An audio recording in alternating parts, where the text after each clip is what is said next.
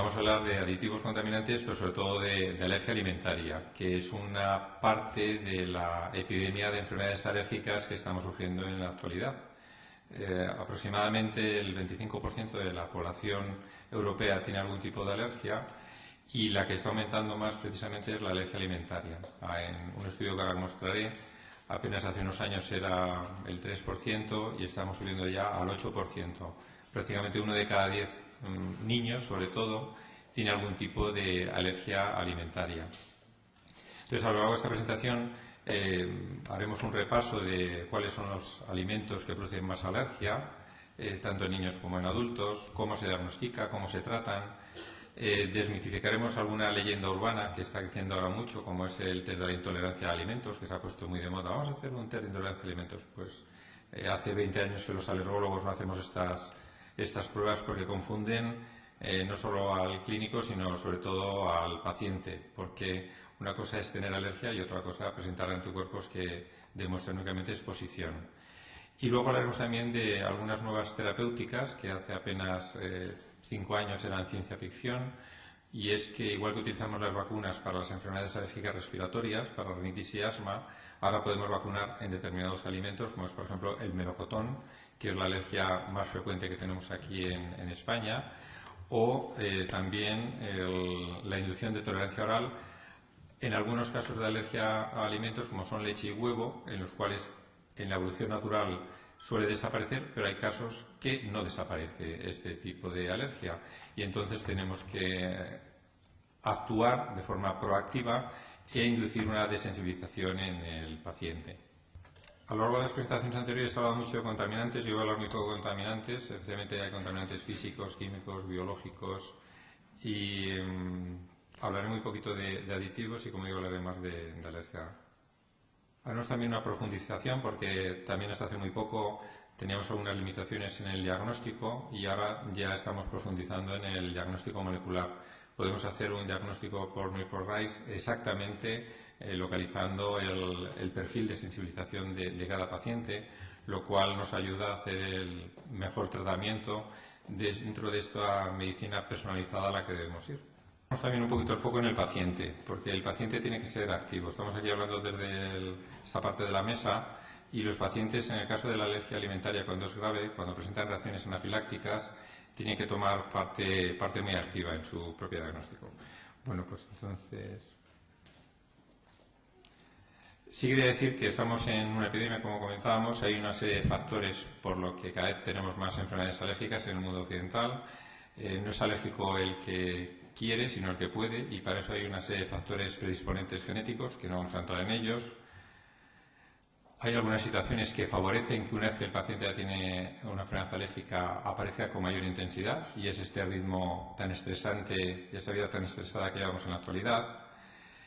Hay una serie de teorías, como la de la higiene. Aquí en el mundo occidental, aquí en España, pues vivimos muy bien, con fenomenales calendarios vacunales, estupendos antibióticos, casas muy limpias, pero estamos evitando que nuestro sistema inmunológico, que está preparado para luchar contra una serie de agentes infecciosos, pues no tenga enemigos contra lo que luchar y se pone a luchar contra una sustancia inocua, como pueden ser las proteínas de la leche o del huevo. Y es cuando se desarrollan este tipo de alergias. Una alergia no es ni más ni menos que una respuesta exagerada, inapropiada, frente a una sustancia inocua, como puede ser la leche de vaca. Pero el factor principal, independientemente de los que hemos citado anteriormente, que son muy importantes, es la contaminación. Desde luego, si hablamos de epidemia de enfermedades alérgicas, es en las ciudades donde estamos viendo muchas más enfermedades alérgicas, principalmente respiratorias, y estos contaminantes están cambiando la vida, entre otras, de las plantas, que también las plantas se estresan y producen una serie de proteínas, como muy bien saben los compañeros de fisiología vegetal, de defensa, y esas proteínas hacen que sean más sensibilizantes. Entonces tenemos el factor genético y el factor ambiental. Hemos pasado a vivir en medio rural a medio urbano. ¿Qué quiero comentar en estos próximos 20 minutos? Pues hablaremos de las reacciones adversas alimentarias, porque esto englobaría todos esos tipos de problemas que tenemos en la clínica, algunos datos epidemiológicos, datos de fisiopatología, los principales elementos alergénicos, la clínica, el diagnóstico y el tratamiento. Entonces es muy importante diferenciar las diferentes reacciones adversas a alimentos. tenemos unas reacciones tóxicas y unas reacciones no tóxicas. Dentro de las no tóxicas tenemos las que están mediadas por un mecanismo inmunológico, y entonces es cuando hablaríamos de alergia propiamente dicha, y ahí tenemos las que están mediadas por la inmunoglobulina E y otras que están mediadas por otras proteínas que no son tipo IgE, y aquellas que no están mediadas por mecanismos inmunológicos, que ya hablaríamos de intolerancia. Y hay una serie de mecanismos implicados, como son el enzimático, farmacológico o que no los conozcamos. Las reacciones tóxicas son secundarias a sustancias naturales o contaminantes de los alimentos y pueden ser intoxicaciones naturales por toxinas vegetales, animales o de origen microbiológico o contaminantes químicos. Y las toxinfecciones tendríamos las enterotoxinas o las producidas de forma invasiva. Dentro de las no tóxicas inmunológicas, mediadas por IgE, tendríamos, como hemos dicho, la alergia a alimentos, y mediadas por otro tipo de anticuerpos tendríamos la enfermedad celíaca o la dermatitis herpetiforme o el síndrome enterocolítico. Y en estas de mecanismo enzimático, pues secundarios a déficit de alguna enzima, como la lactasa, ya aparece la intolerancia a la lactasa, por ejemplo, o por mecanismos farmacológicos, pues algunas aminas ya se han comentado antes, como por ejemplo la cafeína u otras sustancias como los sulfitos. Y también hay algunos mecanismos que no somos capaces de encontrar todavía, y hablamos de mecanismos idiosincrásicos o también de causa psicógena. Hablábamos al principio de la prevalencia, ya digo, en adultos alrededor del 3%, en niños de alrededor del 8%, y en las consultas de alergia, en un estudio que hemos hecho hace 6 años, era el 8% de los que acudían a nuestra consulta. Y es la quinta patología, después de las más frecuentes, que son rinitis alérgica, asma alérgico, urticaria y dermatitis atópica. Estos son los datos que comentaba de alergológica. Estamos alergia a alimentos después de las que hemos dicho, y es importante decir que son de las primeras que vemos en la consulta, en el primer episodio, y como decíamos están aumentando después de las alergias respiratorias. Sí decir que en este periodo de un estudio previo que hicimos en el año 92, también se llamaba alergológica del año 92, las que más nos han aumentado porcentualmente son precisamente las alergias alimentarias, que han pasado de un 3 a un 8% en nuestras consultas de alergología. Y es curioso también ver que antes eran procesos que veíamos mucho más en niños, pues ahora también estamos viendo en adultos. La alergia alimentaria es un problema que afecta también a los adultos. No vamos a entrar en la reacción de hipersensibilidad tipo 1 de Helicums, en la cual la IgE es la reina de la reacción. Vamos a pasar al diagnóstico, y Gregorio Marañón siempre decía que la herramienta mejor, y así sigue siendo, es la historia clínica, a cabecera del enfermo en la consulta, ser muy cuidadoso en la anamnesis, preguntar todos los factores que pueden haber producido la reacción, preguntar los síntomas cutáneos, como puede ser la urticaria, el angioedema.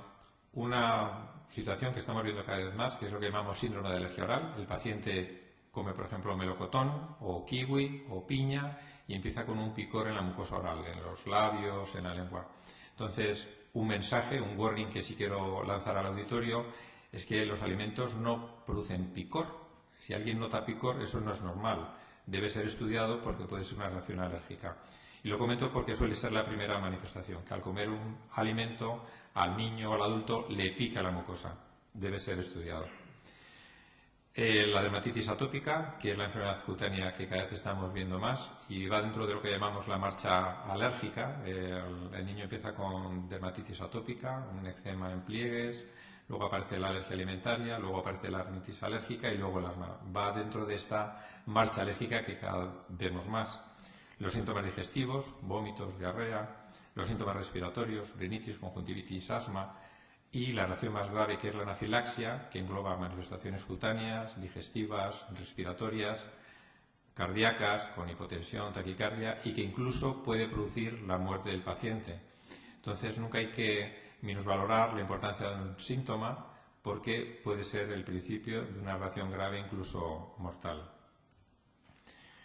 Luego están las enfermedades digestivas que hemos comentado, como la intolerancia a las proteínas de leche de vaca, otras como la celiaquía, la enfermedad inflamatoria intestinal, la gastroenteritis eosinofílica, la anemia perniciosa, la dermatitis herpetiforme.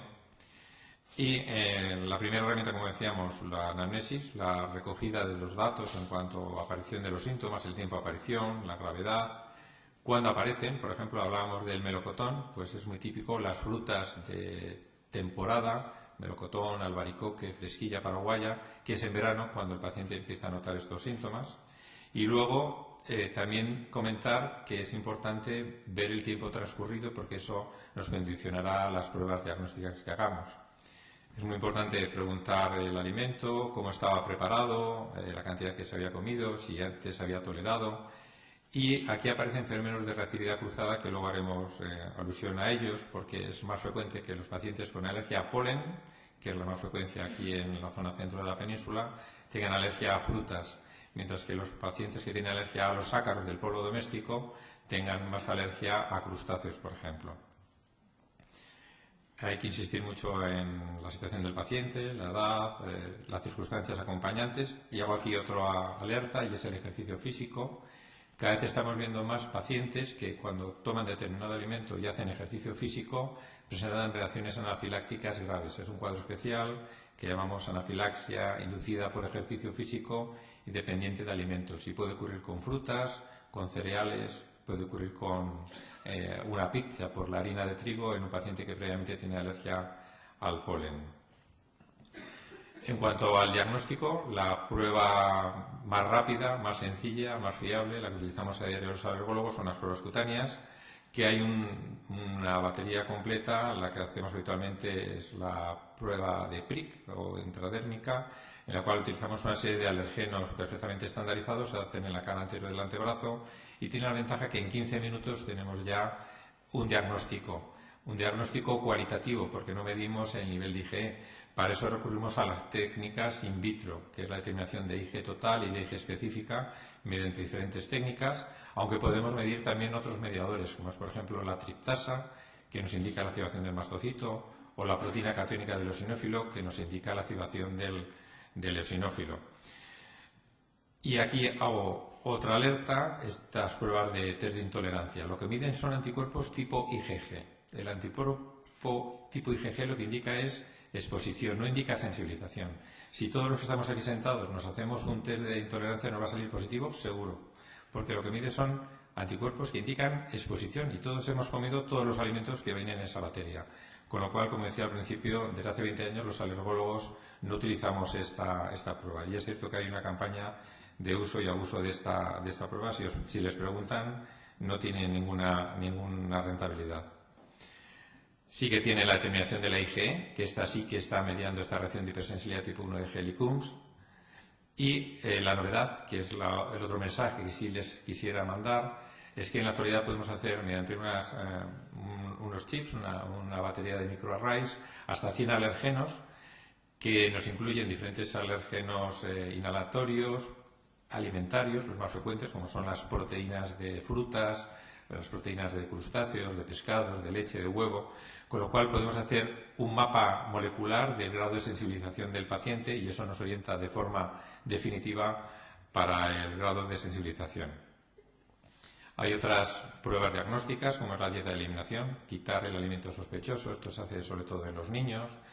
Y si queremos tener la certeza, la prueba gold estándar sería la prueba de provocación controlada con alimentos, que debe realizarse en medio hospitalario, y esto debe hacerse si pensamos que el paciente ya puede tolerar el alimento o si tenemos dudas con todas las pruebas previas. No se debe hacer en aquellos pacientes que podamos tener una reacción grave y no se puede utilizar, por ejemplo, la adrenalina, o pacientes que estén utilizando fármacos como los beta bloqueantes que van a hacer que no respondan a la adrenalina, o situaciones de embarazo en las cuales la reacción evidentemente podría en riesgo la vida de la madre y del niño. Estas pruebas deben hacerse cuando el paciente está asintomático, se debe hacer, como digo, en medio hospitalario, hay que suspender toda la medicación que pudiese enmascarar la reacción y hay diferentes formas de administrarla, abierta, simple ciego, doble ciego controlada con placebo. Se pueden utilizar técnicas de enmascaramiento, sobre todo en el caso de los niños, y, como digo, conlleva una ortodoxia rigurosa que requiere hacerlo bien en el hospital. Comentábamos algunas situaciones especiales, y es que un mismo alergeno, una misma proteína, puede producir síntomas en función de cómo se exponga el sujeto al alimento. Por Por ejemplo, un paciente alérgico al pescado o a crustáceos, solamente por la inhalación de los vapores cuando se está cocinando el pescado o los crustáceos, puede tener una crisis de asma. Un paciente cuando está ingiriendo ese pescado puede tener los cuadros de urticaria o de anafilaxia. O el paciente que decíamos, por ejemplo, alérgico al melocotón, al comer la piel del melocotón que presenta un cuadro de eczema por el contacto. Otro mensaje muy rápido: los principales alimentos que producen alergia en los niños son, en primer lugar, las proteínas de leche, lactoalbúmina, la caseína, la beta-lactoglobulina, las proteínas de huevo, ovoalbúmina, ovomucoide. Es más alergénica la clara que la yema. Los pescados, es más frecuente en el caso de los niños los pescados blancos más que los azules. Y también las frutas, en concreto melocotón, manzana. Y en los adultos, a la cabeza en el área mediterránea, está el melocotón y todas las frutas de la familia de las rosáceas, los frutos secos, aunque quiero resaltar que el cacahuete es una leguminosa, pero es el fruto seco, entre comillas, que produce más reacciones, y a continuación ya iría la nuez y la castaña, los crustáceos. Y resaltar que es muy raro que un paciente tenga solo alergia alimentaria, lo habitual es que tenga también otras alergias, como decíamos, enfermedades cutáneas o respiratorias. El tratamiento estándar a fecha de hoy es evitar el alimento. Hace unos años, 2 décadas también, se utilizaba tratamiento preventivo con estabilizadores de membrana mastocitaria, el formaldehidrato disódico. En la actualidad no se utiliza de forma rutinaria. El tratamiento es sintomático, con antihistamínicos, con corticoides. Y el mensaje que quería mandar, que decía al principio, y es que en la actualidad, si el paciente no evoluciona favorablemente, en caso de los niños, podemos inducir una tolerancia oral a leche y huevo, o tenemos ya disponibles en el mercado, hoy podríamos mandar 13 de diciembre del 2012, una inmunoterapia a un paciente alérgico a melocotón que, por ejemplo, tuviese una anafilaxia y tuviésemos que estar seguros de no tener problemas cuando lo vaya a tomar. Y hablando de tratamiento de enfermedades alérgicas, es fundamental la educación de los pacientes. Para eso el paciente debe estar educado, entrenado, y ahora tenemos un nuevo tratamiento que son los autoinyectores de adrenalina, que el paciente que tenga reacciones anafilácticas debe estar entrenado en el uso de estos autoinyectores. Vamos muy rápidamente con los aditivos. Nuestro ponente anterior nos ponía el listado y no voy a entrar en ello porque son centenares, especialmente de colorantes, conservantes, antioxidantes, emulsificantes, estabilizantes, espesantes, gelificantes, antiaglomerantes, agentes de recubrimiento, estructurantes de textura, agentes aromatizantes, potenciadores de sabor. Todo esto, que son aditivos alimentarios totalmente legales, lo cierto es que pueden producir reacciones adversas al alimento, no por las proteínas del alimento, sino por todas estas sustancias que se producen. Entonces, a la cabeza quizás serían los sulfitos, que están presentes, por ejemplo, en las bebidas alcohólicas, o el glutamato monosódico, que produce el síndrome del restaurante chino. Vamos al chino y a la salida nos ponemos rojos. La definición de la Unión Europea de aditivo alimentario es esta, que es bastante espesa y no voy a leer. Podríamos resumirla que es un ingrediente adicionado intencionadamente a los alimentos con objetivo de modificar algunas de sus características o propiedades sin el propósito de nutrir, y que se encuentra en el producto acabado. Como decíamos, están todos autorizados por la Unión Europea. Lo que sí debe estar es en el etiquetado, porque hay pacientes que tienen problemas con determinados aditivos y debemos saber todo lo que estamos comiendo, sobre todo en todos estos alimentos que vienen ya envasados. Los contaminantes, rápidamente, serían sustancias exógenas del alimento que de forma no voluntaria se encuentran en los alimentos y que pueden producir efectos indeseables o tóxicos en el consumidor. Y ya hemos visto a lo largo de la mañana diferentes tipos de contaminantes. Y quería acabar, ahora que estamos en la comida, de un cuadro que es el producido por el Anisakis simplex, que es un parásito del pescado y que, dentro de las anécdotas, pues en el año 95 se relacionó con cuadros de anafilaxia, y todos los que estamos aquí hemos comido anisakis, la mayoría muertos. El problema es cuando no se come el anisakis vivo, porque es cuando pueden producirse los diferentes cuadros alérgicos. En cuanto a la reactividad cruzada, lo hemos comentado: las profilinas en pólenes y alimentos, la tropomiosina, que es una proteína que está presente en ácaros y crustáceos, y las lipocalinas, que aparecen en determinados alimentos. esa asociación de pólenes y frutas. Las profilinas dentro del diagnóstico molecular, cada vez las tenemos más identificadas. No les voy a cansar a estas horas con la estructura tridimensional y la reactividad que tiene entre pólenes y frutas. En los ácaros y los crustáceos tendríamos, como decíamos, la tropomiosina.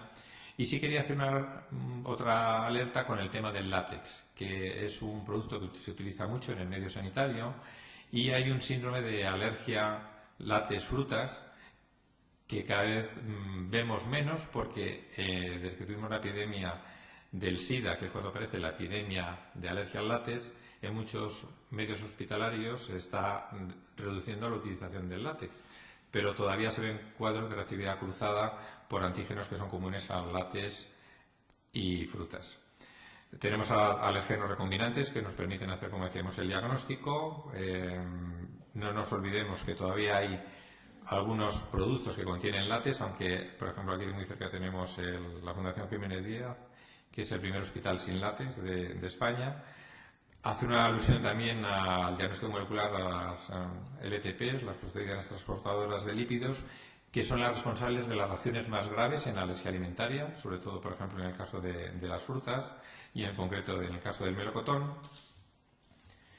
Y para acabar con el anisakis, decir que no es de recibo que todavía sigamos teniendo casos de alergia al anisakis, porque es una de las alergias que se puede prevenir muy fácilmente y es sencillamente cocinando bien el pescado.